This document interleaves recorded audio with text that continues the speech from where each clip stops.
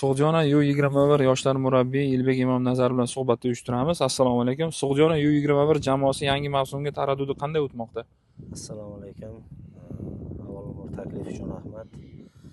Mavsumga tayyorgarlik qizg'in, yaxshi o'tyapti. 10 yanvardan yig'ilgan jamoa shu bosh murabbiydan topshiriqlar olib, o'sha reja asosida mashg'ulotlar davom etyapti. Xudo xolasa bu yil tayyorgarliklarimiz yaxshi. Sug'jona yoshlar jamoasiga kelishingiz qanday bo'lgan? Uzoq vaqt ketgan, sababi bosh murabbiy biz o'rtoqlik o'yinlar o'ynardik U21 jamoasi bilan. O'shanda U21 jamoasidan akademiya 2-liga jamoasining bosh murabbiyi bo'lganman. O'sha davrda Sug'jona U21 jamoasi bilan o'rtoqlik uchrashuvlar bo'lardi.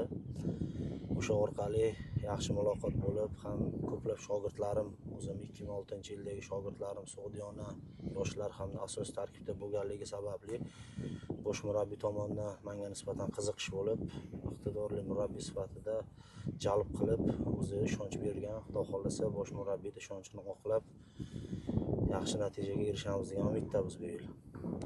Kelayotgan mavsumga tayyorgarlik qanday o'tmoqda? Kelayotgan mavsumga tayyorgarlik yaxshi. Xudo xolasa bolalarimizni kayfiyati eng avvalo yaxshi.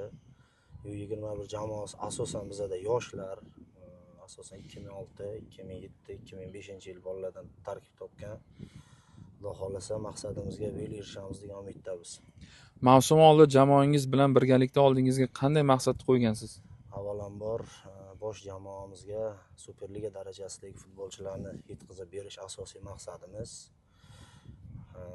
va shu bosh murabbiy talabiga asosan jamoani tayyorlab, o'sha futbolni bizlar jamoada qurib berishimizni Xudo xolasa niyat qilganmiz.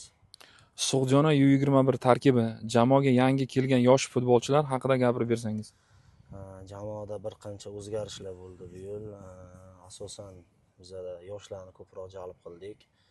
Hamda Lokomotiv jamoasidan 2-3 iqtidorli bolalar, o'zimiz Jizzax 1-ligasidan iqtidorli bolalarni jalb qilganmiz. Xudo xolasa bosh murabbiy xohlagan futbolchilarni o'zimizni Superliga darajasida Sug'jona jamoasiga yetkazib beramiz degan maqsadda yangi futbolchilarni jalb qilganmiz. Asosiy jamoani o'zagi qolgan 5-6 ta yangi bolalar jalb qilganmiz. Rahmat.